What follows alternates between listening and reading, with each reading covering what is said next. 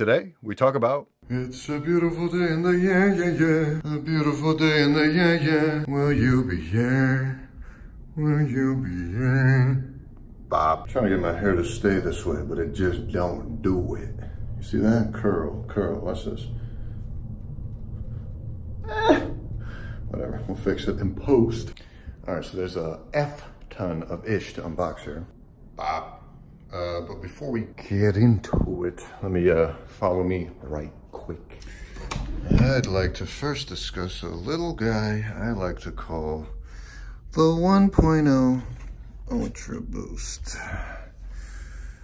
Word. Okay. Ashkarat. All right.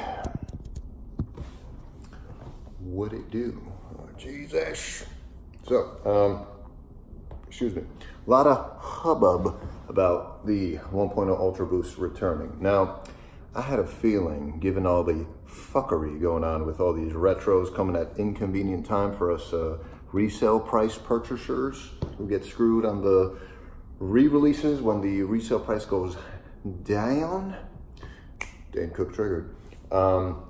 These I wasn't as worried about. That's why I jumped on these when I did, even though the price was pretty high back then. And there's a main reason for that. Ready? Bob. So, for those that don't know, back in the Dizzy, when these first came out in 2015, this was the very first Ultra Boost colorway with that Concord yellow. I almost said Concord yellow. Concord purple. Am I right?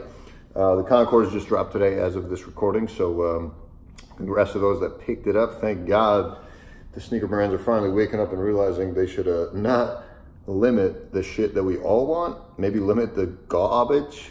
But anyway, oh, I just noticed it says a nice little red bop of a boost there. I don't know if the retros have that. Y'all let me know. I ain't getting that retro. But yeah, the reason I was not butthurt when I heard these were coming back out, and the whole reason I bought them in the first place and didn't wait till they re-retroed recently is because of the lack of the Continental sole. You see that ish? You can see the outsole is quite different than the retros because it's a lot more like stubbly and pointy as opposed to the more flattened out and heavy duty outsole that the Continental rubber adds. I believe they make, actually I know for a fact they make Continental tires. Continental makes car tires. Actually my old car, the 6, had Continental rubber tires, so that was kind of cool.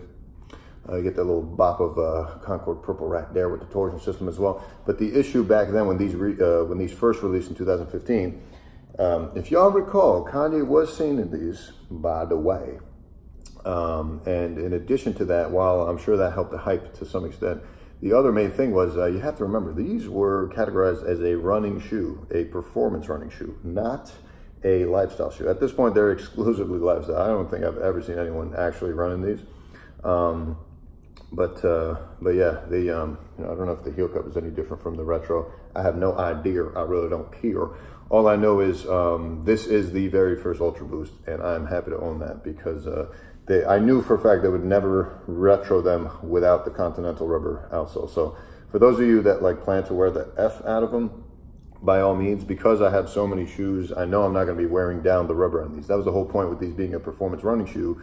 A lot of people complained that these were wearing down too quickly, so that's why they, you know, upgraded to the Continental outsoles. But because I know I'm not going to be wearing these out anytime soon, I was like, all right, let's get the original.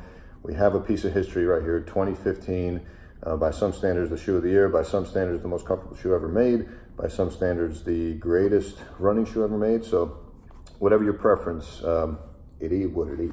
So the other nice touch is that gold aglet that they included on the lace tips there. But yeah, man, these, and then of course, how can you forget the 1.0 pattern on the toe box? That ish is saucy.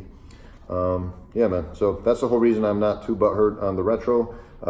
If I didn't have the OG, I would definitely be very satisfied with the retro, but because I knew there was a chance that either A, the retro would never come, or B, if it did come back, it would not come back without the Continental outsole. I was like, all right, well, at least I know.